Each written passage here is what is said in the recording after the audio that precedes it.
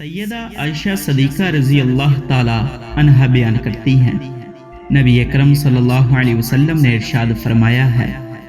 قیامت سے کچھ پہلے ایک لشکر خانہ کعبہ پر حملہ کرنے کے لیے آئے گا۔ جب وہ بدا کے مقام کے قریب پہنچے گا تو اس لشکر کے آگے والے حصے کو اور پیچھے والے حصے کو زمین میں دھنسا دیا جائے گا۔ ام المومنین بیان کرتی ہیں، میں نے عرض کی یا رسول اللہ، ان کے آگے والوں کو اور ان کے پیچھے والوں کو زمین میں کیسے دھنسا دیا جائے گا، حالانکہ ان کے ساتھ ان کے بازار بھی ہوں گے اور ان میں شریک افراد کا حملے کے ساتھ کوئی تعلق نہیں ہوگا، اور ایسے لوگ بھی ہوں گے جو ان میں سے نہیں ہوں گے، یعنی جو حملہ کرنے کے لیے نہیں آئے ہوں گے۔ تو نبی اکرم صلی اللہ علیہ وسلم نے ارشاد فرمایا، ان کے آگے والوں کو اور پیچھے والوں کو بھی دھنسا دیا جائے گا، اور پھر قیامت کے دن انہیں ان کی نیتوں کے مطابق دوبارہ زندہ کیا جائے گا۔ حضرت ابو ہریرہ رضی اللہ تعالی عنہ بیان کرتے ہیں، نبی اکرم صلی اللہ علیہ وسلم ارشاد فرماتے ہیں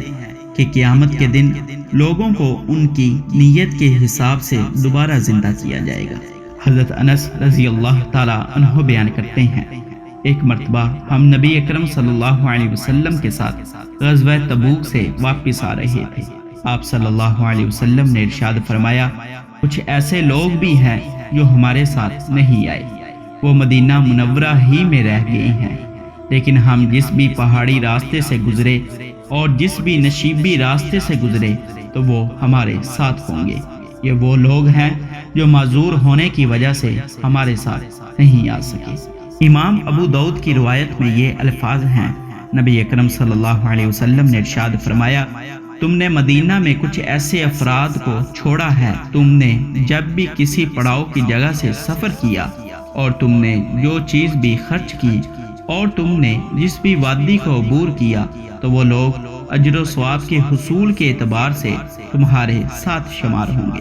لوگوں نے عرض کی یا رسول اللہ، وہ ہمارے ساتھ کیسے ہو سکتے ہیں، حالانکہ وہ تو مدینہ منورہ میں موجود ہیں؟ نبی اکرم صلی اللہ علیہ وسلم نے ارشاد فرمایا، یہ وہ لوگ ہیں جو بیماری کی وجہ سے نہ آ سکے۔